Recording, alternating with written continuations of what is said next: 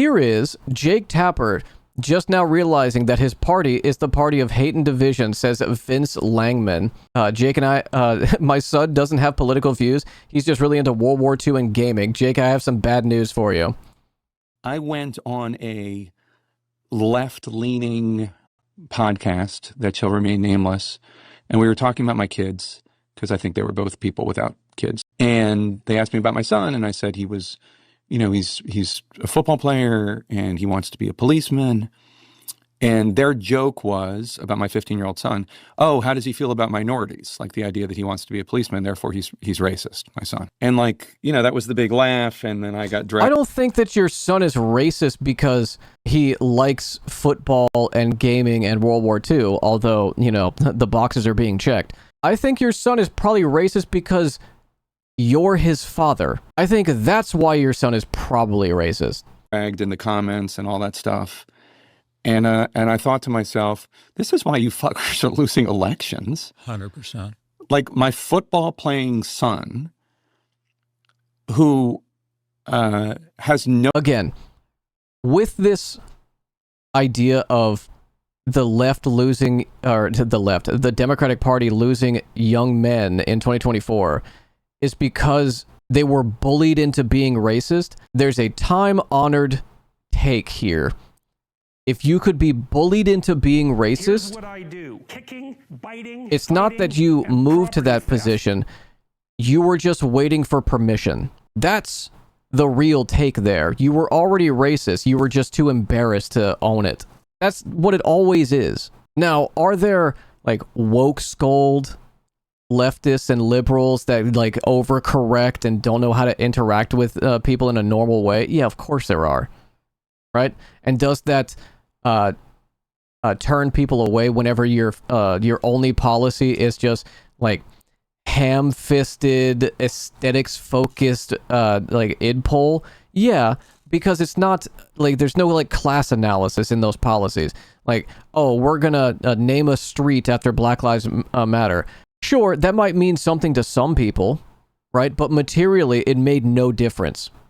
Right, Nancy Pelosi kneeling in a kente cloth, Joe Biden nominating Kamala Harris because she is a black woman, and also because she's not going to ever object to any kind of policies that the Biden administration puts forward because she is a careerist, right? Those are examples of failures to address material conditions and to do representation not in order to do equality and actually represent the interests of a broader more diverse American population.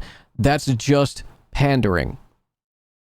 It's the cynical weaponization of identity politics. That's what people hate the most. Left, right, center, apolitical, lib, conservative, doesn't matter. They hate the cynicism in it. I met an annoying person, now I want to do genocide, is Jake Tapper's argument. Yeah, if your son was bullied into being reactionary, he was already on the fast track there, which Jake Tapper himself is racist and also, let's be real, pretty conservative. What policies did the Biden admin ever put forward?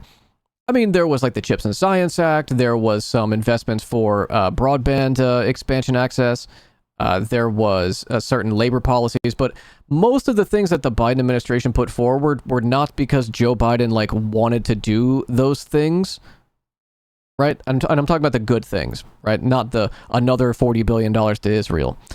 The domestic policies that were pretty solid were simply a function of luck mostly, but people in the administration just doing their job, right? Lena Khan, at the head of the FTC, was just doing her job. She's supposed to go after people who are companies that are monopolizing anti-labor practices. That's just her doing her job. Fighting. Kind of crazy how whenever you have somebody in a position at the EPA or whatever, and then they, follow through with the duties of that position, that they do good things. Kind of crazy how that happens. Build Back Better. I mean, Build Back Better was a Band-Aid solution that was watered down into, rub some dirt in it, right? Jake Tapper, more like fake yapper, right? I wish Lena was running for office somewhere. Me too. No political views. He's 15. He thinks about World War II and gaming and playing linebacker. That's his world. If you are 15 and a gamer and you think about World War II, I don't know what games you're playing other than maybe World of Tanks. What Call of Duty game has come out recently that is about World War II? As a 15-year-old. The fuck? Hearts of Iron? Yeah, either your son is, you know, getting their egg cracked, or your son is a little neo-Nazi. You're deciding he's a racist because he wants to be a cop. And why does he want to be a cop? He wants to be a cop. Okay, I don't remember that part when I saw this clip originally. Like, that's why. All the necessary boxes are checked. Gamer, World War II, football player, wants to be a cop. Your son is more than likely very racist. Does that mean that your son is irredeemable and can't, like, rehabilitate and can't, like, change and be better? Of course not. He's 15. He's a fucking kid. But, like, yeah, man, your son probably is very racist. Cop because he wants to help people, you know, and he thinks that's the best way he can help people. And that's how the Democratic Party talks to men. Yeah, you're praising a Proud Boy, Jake, or raising a Proud Boy. Not just white men, but men. And, I mean, I get the idea that they thought Tim Walz could what's the term he used, code switch or something? He thought that he could translate the Democratic Party values because he did. He did.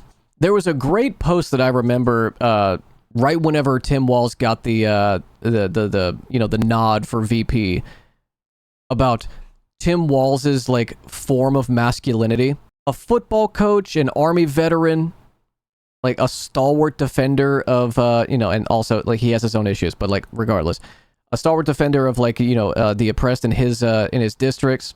Like, he represented a form of masculinity that people could aspire to, even as, like, an old white dude. That farmer video, he sat down and actually knew shit. Yeah, like, the video of him working on his truck, like, that is just my father-in-law. Like, him, like, changing the oil on his truck was incredibly my father-in-law coded. I sent that clip to him and he like refused to watch it. What is this? There you go. Hey. Yeah, like this was great. The More Perfect Union video of him like sitting down with undecided voters. He is such a good retail politician, but I think beyond that, he's more normal than most politicians. Hunts and fishes and owns a gun and was in the army and drinks a beer. I mean, at least there was an attempt, but I find it just insane. Like, yeah, tree log, more like tree loglodite. Close. You can rework that one. Is she the ultimate Karen? Oh, no. That would be Laura Loomer. I think Laura Loomer and Chaya Raichik are like the ultimate Karens. It's difficult to say who is a bigger Karen between Chaya Raichik and Laura Loomer, because Chaya Raichik enjoys the being a Karen, and sometimes I feel like Laura Loomer is genuinely hysterical, which is more Karen coded. You know, difficult competition between the two. Anyway,